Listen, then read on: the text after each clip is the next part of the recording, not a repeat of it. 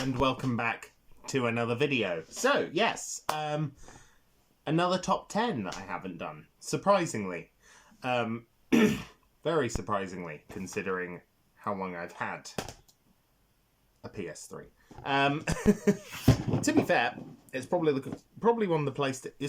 PlayStation console I played the least. Like, PS4 games I play on PS5 games, I've got the PS5 plugged in now. My wife is currently playing through Slime Rancher 2, so I haven't been able to get much gameplay in on it.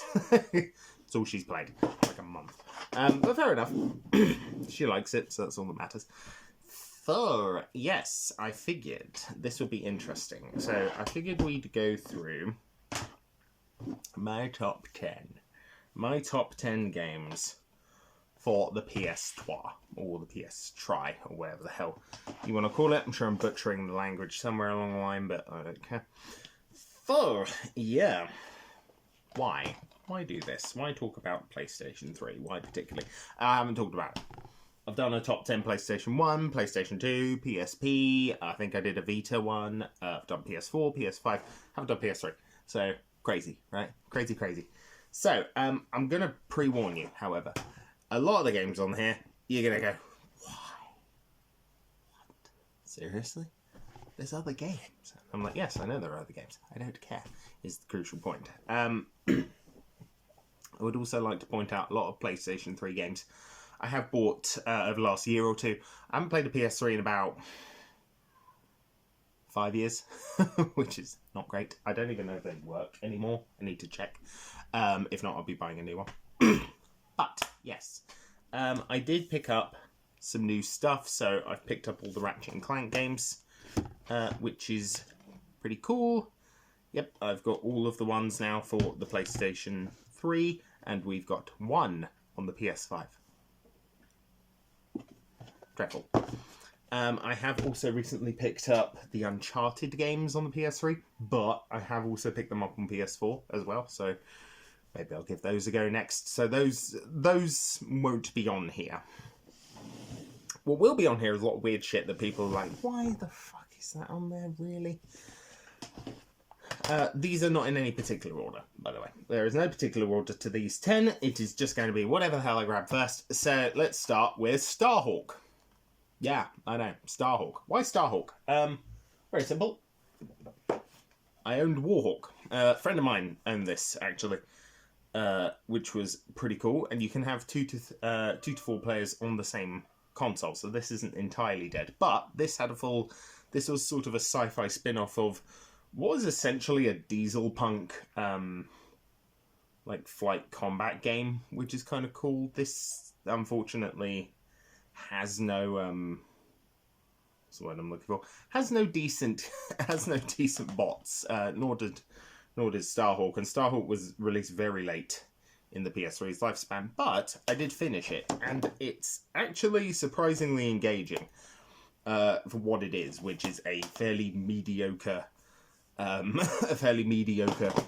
third-person shooter. The ability to sort of spawn, I think it's either infantry or vehicles or just your base on the fly, really reminded me of a game called Section 8 back in 2009. And that game's subsequent sequel, I think in 2011 or 12 or something like that. But in Section 8, you basically rocket out of a spaceship down to the planet like a drop pod, and then you're out and running within like 2 seconds, and you can deploy like vehicles and mechs and turrets and things like that. This is very similar. So yeah, do I recommend Starhawk?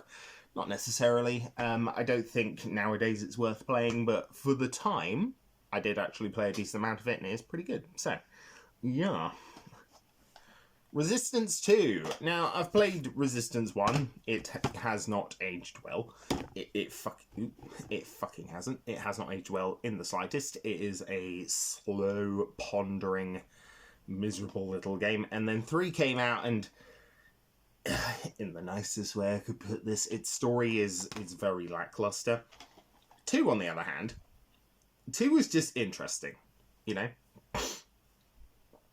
It had 1 to 2 player local co-op, which is more than I think I could say for the first game. Oh no, 1 to 4.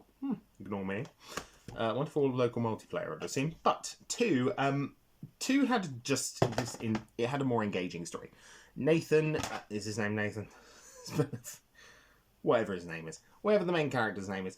He's more of a character this time around. He's not just this blanket boring fuckwad. And you're now fighting on American soil, which is pretty cool. Because previously you were fighting in Britain in the original game. You actually fight through... Yeah, I think you fight through this... you fight through a place I used to live in a long time ago. Which is kind of sick. But, yeah, and to be fair, it hasn't really changed. It looks exactly how the game depicts it, mostly on fire and swimming in garbage. So, well, never mind. I'm sure it's fine. Resistance 2, yeah. I mean, I like the Resistance series. I think of all of Insomniac's games, and bearing in mind they were pumping out a metric crapload throughout this generation. The Resistance 2 is probably my favourite, if by virtue of taking everything that made the first game kind of work and ramping it up out the wazoo. Now, don't get me wrong, you've also got Killzone. I've got Killzone 2 and 3 for the PS3 as well. Do I include you? You know what? I'm gonna knock one of these games off of here, and it's going to be this one. Yeah, I'm gonna knock again. You know what? This is gonna be a top 11. Sorry, top 11 because I just forgot about one. But yes, Resistance 2 is worth playing still. I think. I don't think 1 is so much. 3's still aggressively okay, but 2 peak of the series for me. Moving on. Speaking of peak of the series, Infamous. Yeah, here's the thing. Unfortunately, this was very much a case of the time. I had a PS3, or my brother had a I purchased a PS3 as a result of getting a new phone, and my brother ended up taking that PS3, and then he gave me that PS3 back, so cool. But one of the games I had for it at the time was Infamous, and it came out just around the same time as Prototype 1. It also came out at the same time around about as Force Awakens. So, Force Unleashed, sorry. Force Unleashed, not Force Awakens. Fuck that game. Fuck that movie. So as a result, Prototype goes, hey, you know how you're like not quite super crazy powerful in those other 2 games right from the offset? You are in this game. So Infamous kind of took a bit of a back seat, but you know what? The ability to just kind of throw lightning is just cool, to be honest. I did pick up this limited edition. I don't think... No exclusive art book, unfortunately. Unless this is... No, that's the shitty manual. No art book in this particular version, which is slightly annoying. Plus, it's in garbage condition, so I might have to get a new copy. But worth playing, I think. Worth playing as a game. I've included the first one over the second one here because whilst the second one's okay, you get additional powers. I did go on to play Second Son, and I fucking hated it. I did. It had all of the hallmarks that really annoyed me about early 8th gen. So 8th gen really emphasised taking control away from the player. It went, hey, look at our sweeping cinematic crap you don't care about. And it's like, lovely, graphics, don't care. Can I play the fucking game yet? And it's like, no, you got to meander along the path. I couldn't even get past the first section, so I just dropped it like a sack of bricks. But Infamous just drops you straight into the city and away you go. There's no additional powers. There's no... Its moral choices are extremely binary. It's you're either a good guy or a dick, and you get better powers based on, you know, which one you sort of fully commit to, which, whatever. 2 tried to do the same, and then it had a whole vampire DLC that we don't talk about. And yeah, I think 2 probably plays better, but I think 1 had just sort of a purity of focus that really made it more engaging, you know? So I'd recommend playing 1. I would recommend playing 2. I would recommend skipping Second Son because it's shit. And I would recommend skipping First Light because it's just not as interesting as the other ones. And then it died! Yeah, it fucking died. The whole series died. Just killed. Taken out back by Sony in their regular, hey, we've made a bunch of successful franchises. We're not going to carry them on into the next generation. Bang in the head. Thanks, guys. But yeah, so what else is on this list? Folklore.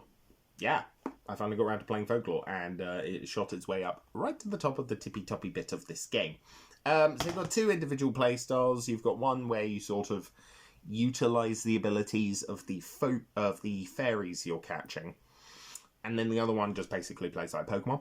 And you're exploring a little village called Doolin, which is a real place in Ireland, and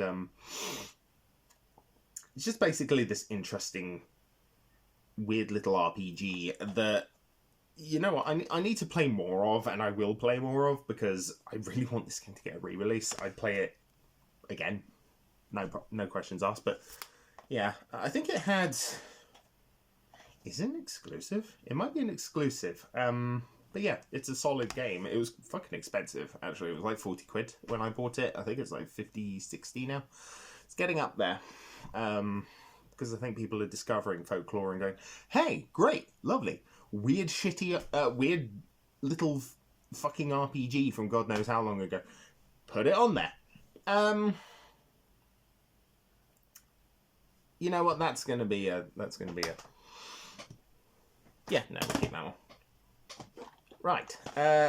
Okay. My favourite racing game on this system. Motorstorm Apocalypse. Yeah. It basically goes, hey, Split Second has this mechanic where you can destroy the environment. And I'm like, that's cool and everything. But what if it was taking place during the literal apocalypse? What if you were racing through buildings and a city as it rips apart at the seams, and then it's just, yeah, it's cool as shit. Now, don't get me wrong, the previous two are pretty good as well. I've played a bit of them, not as much as maybe I should have done. Yeah, so you had the original Motorstorm, which doesn't have local multiplayer, which is really stupid, and then you had Pacific Rift, which rather thankfully does, and this added some additional features that aren't actually present here. I don't think you can use I don't think you can duck with the motorbikes anymore. I think they removed some of the 6-axis control stuff because maybe people found it a bit annoying with Pacific Rift, but that's okay. That is okay, because this game has wonderful multiplayer. It's really cool. You can customize the vehicles. It's just a lot of fun. It really, really genuinely is one of the best games on the frickin' system. I would heartily recommend... To be fair, I'd recommend the whole trilogy. There were another two. So you had, was it Arctic Thunder?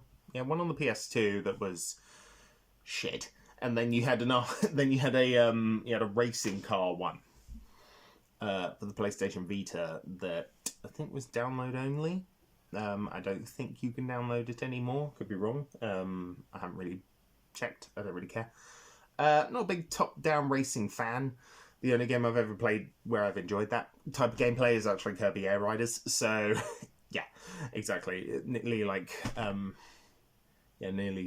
20 years after this series stopped being relevant. So, no thanks.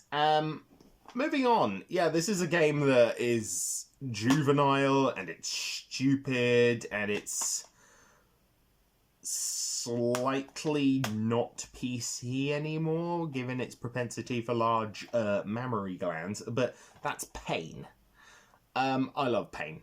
And I don't love it for its raunchy stuff. I love it for the fact that you've got a big fucking catapult, you stick a guy in it, and you pelt him across a city and try to cause as much physical damage to the guy as possible. It really reminds me of there's Jackass the game. So Jackass, if you don't know what it is, I'm sure you do, but if you don't know what it is a series of stunts by, let's be fair, a group of drunk frat boys who just do increasingly stupid stuff over the course of these episodes, and they made a game. And in that game, there's one where you just throw yourself off a mountain and you roll down it, and you have to basically gain as much damage to your body as possible. And I always remember one that just says perforated ballsack pops up because you get each of the flashes of the wounds you're sustaining, and perforated ballsack was one of them. But that's what pain reminds me of. So naturally, when the CEX opened up in my hometown for the first time, I was like, okay, let's go in and see Pain for £3.50. Okay, yeah, because I played the demo on an old friend of mine's PlayStation 3 back in the day, and it was just the right level of fucking garbage for me to pick it up. So yeah, okay. What are we on now? So we're on 1, 2, 3, 4, 5. So we've got 5 left. We're over halfway through. Eye of Judgment. The Eye of Judgment. Yeah. So this is a collectible card game which utilizes a camera. So you've got these little cards, and then they've got these symbols and stuff on them that allows the camera and the game itself to recognize. That allows you to essentially recognize the game or the cards in game, which is really cool. And you basically can play this card game, apparently 2v2, or like 1v1. Yeah, 1v1. So I'm not sure if you can play it locally. I would assume that would imply there's a second camera, or you can plug in a second. Yeah, you can. Yeah, play against friends on your own TV, or take the challenge online across the world. So yeah, it's a collectible card game, and it's pretty fun. It is. I am actually tempted to track down sort of the remaining cards so I can build decks and stuff, because I've only really played it a few times because it's a pain in the ass to set up. And I think the last time I played it was about 6 years ago, so definitely worth plugging that in. So yeah, but Eye of Judgment, unique idea. Collectible card game, video games, a dime a dozen. There's a billion Yu-Gi-Oh games. There's a billion, there's a billion Pokemon collectible trading card games. There's so many. There's a lot of game RPGs on the GameCube, for example. You had Lost Kingdoms 1 and 2. You had Bait and Kaitos, and Bait and Kaitos Origins. You had Phantasy Star Online Episode 3 Card Revolution. I've played a lot of these growing up, so playing this particular game plays well as well, to be fair. It's nothing revolutionary. I still prefer Yu-Gi-Oh! Or I'm a big fan of the One Piece card game. Big fan of the One Piece card game. So yeah, I don't typically collect cards. Mostly I prefer them complete in a set. like card captors. Admittedly, these are really collectible cards. This is more of a prop. But yeah, the snow. Unfortunately, these are the Sakura cards, not the original Clow cards. I haven't been able to find those for a decent price. Anyway, moving on. Yes, Eye of Judgment. Give it a play. The last 4. So, I lied a little bit. My top 3 are sort of ones that are in no particular order. But here's sort of the second to last one. Overlord Raising Hell. Yeah, I love Overlord. I do. I absolutely fucking love this game. I think it is absolutely fantastic. And what makes me recommend the PS3 version, if you're going to play this on a console, the best way to play it is on PS3. Strictly because whilst you can get Overlord 1 on, say, Steam now, which is cool, and I think Mandalore Gaming did a big review about it, and he was like, it's not very good. And I'm like, it's a solid enough Pikmin clone for me to recommend this. But Raising Hell, it has all the DLC. It just had all the DLC. I think it came out, literally, it came out a year later, had all the DLC on the disc, has local multiplayer, had online multiplayer back in the day as well. Just a very fun playing Pikmin clone where you can be an evil overlord asshole. And, or you can be a nice guy, which, why? Why would you be a nice guy in a game about being evil? Just pointless. But yeah, recommend. My top 3. Yes, my top 3. So, are these in any order? No. Is one of these hot garbage? Yes. Yes. I'll freely admit that. One of these games is absolute fucking hot garbage. Which is a shame. Because it just is. And let's be fair, I'm not a stranger to playing crap. You know, I beat Damnation on the 360 for fuck's sake, and I'll be honest with you, that game is awful. I'll be talking about Damnation and a few other games in a few weeks, because I'll be covering a video about how certain games are just better with cheats. This is not one of them. This game is just objectively really bad, really freaking bad. However, at the time, it was purported to be a Halo killer. They were like, oh my god, it's going to kill Halo. We know Halo is one of the most popular, if not the most popular multiplayer shooter on at this particular moment in time, but it's 100% going to kill Halo, guys. Haze. Yeah. Haze. Our glorious friends at Free Radical, and this is the thing that killed them, apart from Embrace the Group. Yeah, Haze. I love Haze. I unapologetically love Haze. I think it is shit. It is shit. It plays like shit. Its characters are shit. Its messaging is shit. It looks like shit. Its multiplayer is surprisingly robust. Mostly because, unfortunately, it would lead to just a lot of team killing. Because, you have a bit of asymmetrical gameplay, both in the campaign and in the game itself, where you play as either a Mantel trooper, so that's these yellow fuckers on the front, who gain this sort of superhuman boost, so they gain increased resistance, they gain the ability to sort of see people with predator vision, stuff like that, when they inject themselves with a copious amount of drugs. And then you play as the rebels, who don't have that, but they have the ability to sort of play dead, and that means the Mantle Troopers can't see them, because they can't see, like, dead corpses. So as a result, rebels would just get up in the middle of gameplay and just shoot whoever's fighting against you. But it would also mean that if you overdose on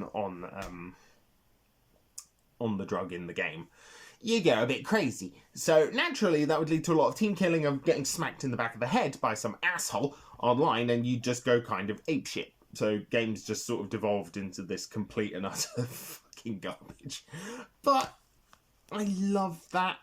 I love the chaos. I love the absolute shit story. I love how the game is just so irrationally terrible that it just beats out pretty much everything apart from my top two. And yeah, play Haze. It's awful, but I love it. It's one of those so bad it's good games, kind of like Deadly Premonition. I don't know if Deadly Premonition Origins. Need to get that. Moving on. Now, here's a franchise that died. Yeah, it's a good reason. The Last of Us, specifically Game of the Year edition, because it includes all the DLC, which is pretty cool. I love this story. I love this game. I love the characters. I love everything about it. You can't really talk about Last of Us Part 1 without bringing up Last of Us Part 2, and I'm gonna just throw into the void everything that everybody has said about Last of Us Part 2 being an incoherent, rambling mess of a game that doesn't really know how to tell or follow up a compelling story. It really is the last Jedi of video games, you know. This big butch character just comes in and caves in Joel's skull, and you're left sat there going, I played a whole really fucking good game with a really morally complex ending.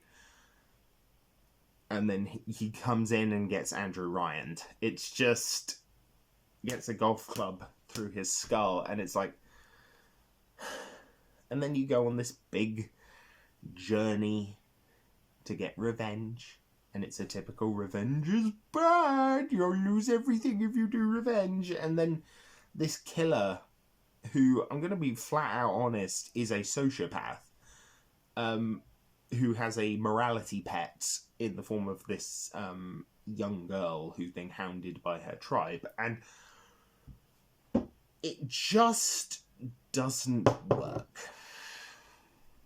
I don't use the word woke because, as a lot of people in common do with Last of Us Part 2, because Last of Us Part 2, this, sorry about the ramble, but this is important.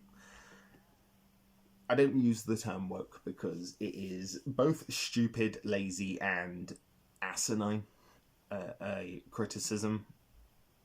That being said, there is some postulating here that, on a level, I agree with. I agree with some of the stuff it says. It's just, it's told through a story that doesn't know how to tell a story.